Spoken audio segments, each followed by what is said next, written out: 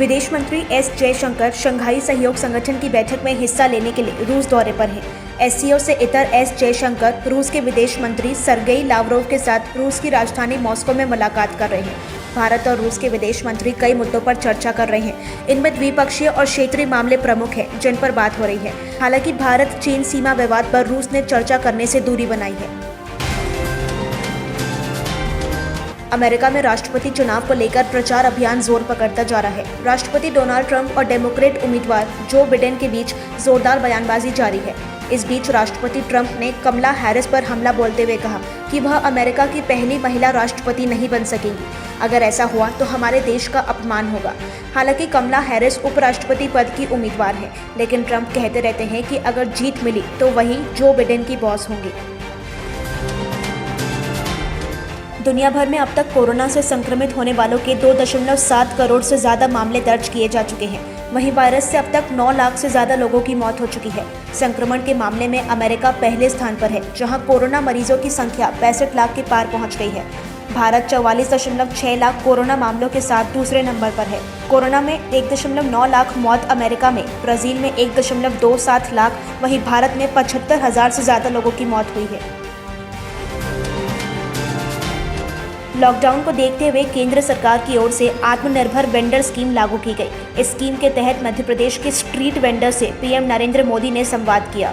प्रधानमंत्री मोदी ने मध्य प्रदेश की शिवराज सरकार की तारीफ करते हुए कहा कि केवल 2 महीने के अंदर 1 लाख से ज्यादा रेहड़ी पटरी वालों को योजना का लाभ दिया गया। वहीं कोरोना महामारी की चुनौती के बावजूद 4.5 लाख लोगों को पहचान पत्र और सर्टिफिकेट दिए गए। पीएम मोदी ने अन्य राज्यों को भी मध्य प्रदेश से सीख लेने की सलाह दी।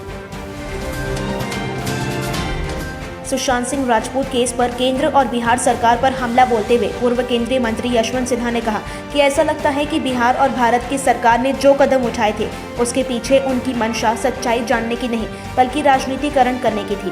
वहीं सुशांत के परिवार का समर्थन करते हुए सिन्हा ने कहा कि सुशांत के केस में जो जांच हो रही है उस पर मुझे पूरा विश्वास है कि उनके परिवार को इंसाफ मिलेगा और सच्चाई सामने आएगी। महाराष्ट्र की सत्ता संभाले हुए उद्धव ठाकरे को 10 महीने होने जा रहे हैं। इन 10 महीनों में ऐसे कई मौके आए जब शिवसेना को समर्थन की सबसे ज्यादा दरकार थी, लेकिन सहयोगी दल हर बार कन्नी काटते हुए दिखाई दिया। फिल्म अभिनेत्री कंगना रनौत के दफ्तर पर बीएमसी के एक्शन के चलते शिवसेना निशाने पर है, लेकिन गठबंधन सरकार में सहयोगी दल कांग्रेस एनसीपी ने इस विवाद से पल्ला झाड़ लिया है। उत्तर प्रदेश के भदोही जिले में हैरान करने वाला मामला आगे आया है, जहां जमीनी मामले में न्याय पाने के लिए एक महिला अपने 2 बच्चों के साथ जिला अधिकारी के आवास के पास बनी एक पानी की टंकी पर चढ़ गई। मौके पर पहुंचे प्रशासन के अधिकारियों ने किसी तरह महिला को समझा बुझाकर पानी की टंकी से नीचे उतारा। महिला के मुताबिक उसने एक जमीन खरीदी थी जिस पर उसको कब्जा नहीं मिल पा रहा था। साथ ही उसने कहा कि स्थानीय लेखपाल ने एक व्यक्ति के माध्यम से उससे 10,000 रुपये की डिमांड पर जमीन की नपाई करवाई थी। इंदौर के सांवेर विधानसभा क्षेत्र में कोरोना गाइडलाइन की धज्जियां उड़ाकर कलश यात्रा निकालने के आरोप में बीजेपी के 4 नेताओं पर इंदौर पुलिस ने एफआईआर दर्ज की है। जिन नेताओं पर पुलिस ने एफआईआर की है उनमें इंदौर के बीजेपी जिलाध्यक्ष राजेश सोनकर शामिल हैं। कभी कोरोना का हॉटस्पॉट रहने के बावजूद इंदौर में नेता और स्थानीय लोग लापरवाही बरत रहे हैं। इससे पहले भी इंदौर में ताजिया जुलूस निकाला गया। पुलिस ने इस मामले में 10 से ज्यादा लोगों पर कार्रवाई की। इसके बाद कांग्रेस पर भी भीड़ इकट्ठा कर पूर्व राष्ट्रपति प्रणब मुखर्जी की श्रद्धांजलि सभा करने का आरोप लगा था। छत्तीसगढ़ में कोरोना संक्रमण का प्रकोप लगातार बढ़ता जा रहा है। इस बीच बुधवार को रायपुर में पहली बार 1006 समेत प्रदेश में 2,818 नए मरीज मिले हैं। रायपुर में 6 समेत 13 मरीजों की मौत भी हुई है। इन मरीजों की मौत के बाद प्रदेश में कोरोना केस बढ़कर 52,934 हो गए हैं। वहीं एक्टिव मरीजों की संख्या 28,041 है। पिछले 24 घंटे में 1146 मरीजों को डिस्चार्ज किया गया। अब तक 23,938 मरीज स्वस्थ हो चुके हैं। छत्तीसगढ़ में निजी और सरकारी कोई भी स्कूल 30 सितंबर तक नहीं खुलेंगे और पढ़ाई केवल ऑनलाइन ही होगी।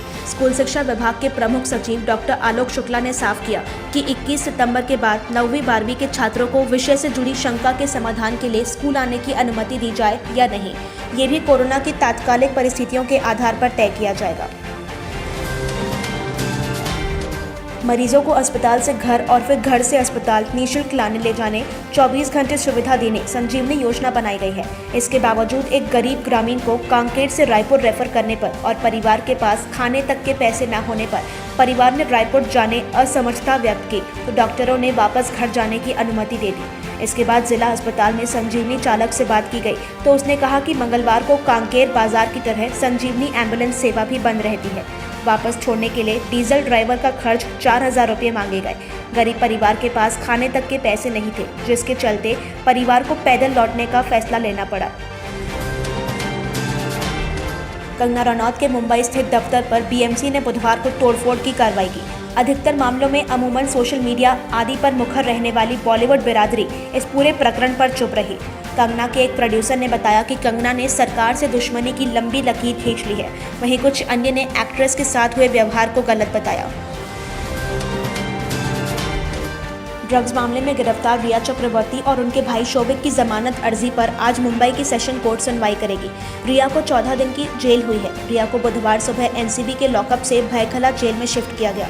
रिया चक्रवर्ती ने भायखला जेल के बैरक नंबर 1 के लॉकअप में पहली रात बिताई। आईपीएल के ओपनिंग मैच से 10 दिन पहले चेन्नई सुपर किंग्स के गेंदबाज दीपक चाहर कोरोना वायरस से पूरी तरह ठीक हो गए हैं। बुधवार को उनकी दूसरी कोरोना रिपोर्ट नेगेटिव आई, जिसके बाद वे होटल में लौट आए हैं, लेकिन उन्होंने अभी ट्रेनिंग शुरू नहीं की है। वहीं टीम के दूसरे संक्रमित खिलाड़ी ऋतुराज गायकवाड़ अभी भी क्वारंटीन है।